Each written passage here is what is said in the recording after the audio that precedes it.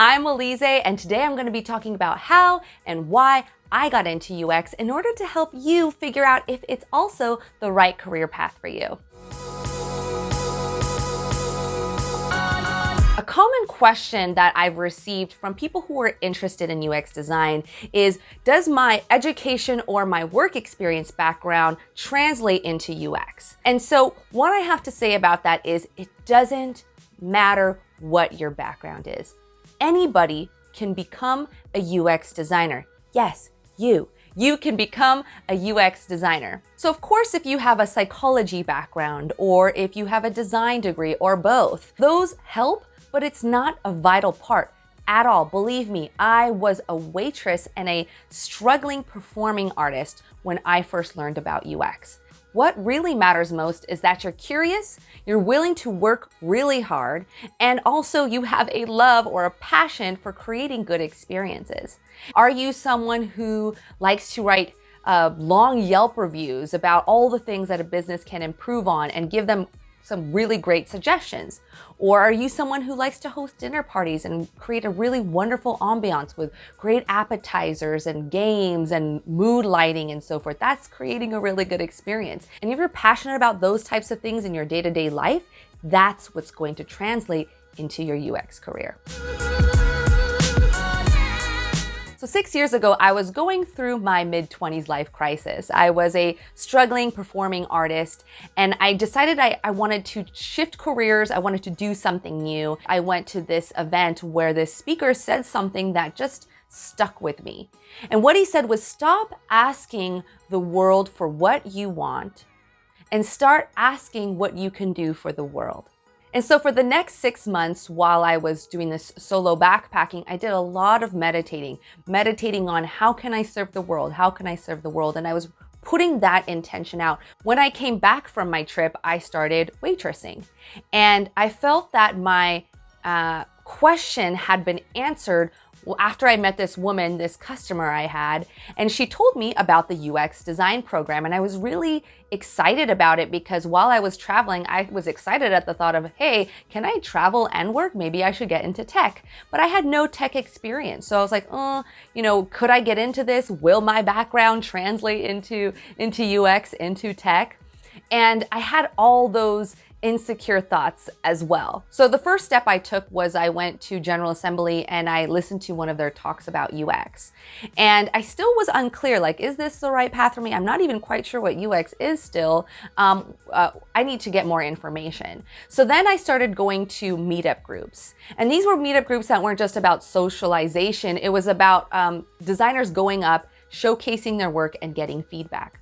And something from going to these sessions really felt super good for me, that people were showing their work, they were getting feedback, and the following weeks they were improving on their designs based on that feedback and showing it again. And that was so awesome to me because I am someone that does love to give a lot of feedback. And I also love to receive that feedback. I love to improve myself, my performances that I had done, who I am as an employee. I like to improve and improve upon myself. So that really clicked with me, jived with me. At one of the meetups, I won a book called UX Strategy by Jamie Levy. It was the first UX book I'd ever read.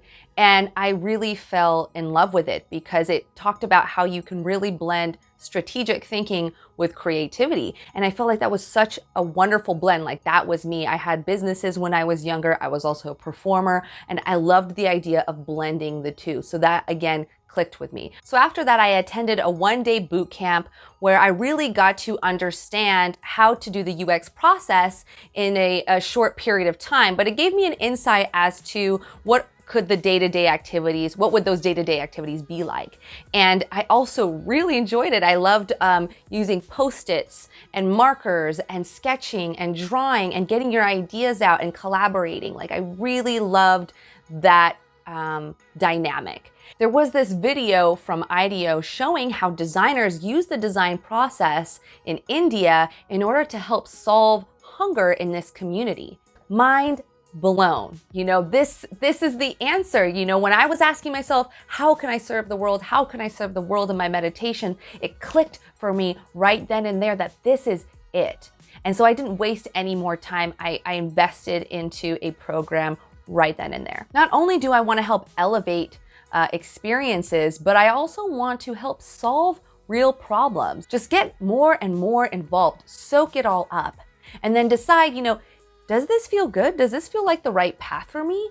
And you're gonna have to follow your intuition at some point. You can only put so many things on the pros and cons list, before you have to just make a decision from your gut.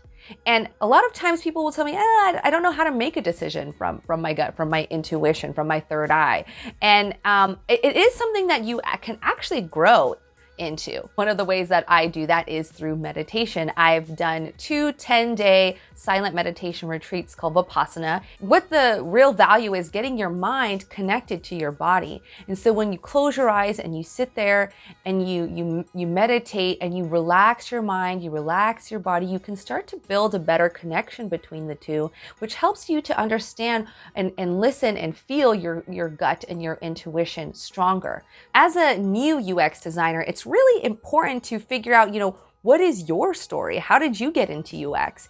Because a lot of times you'll get asked that from an employer or even at a networking event, and you want to be memorable. You want to stick with people. You can do anything you want to do, whether it's UX or not.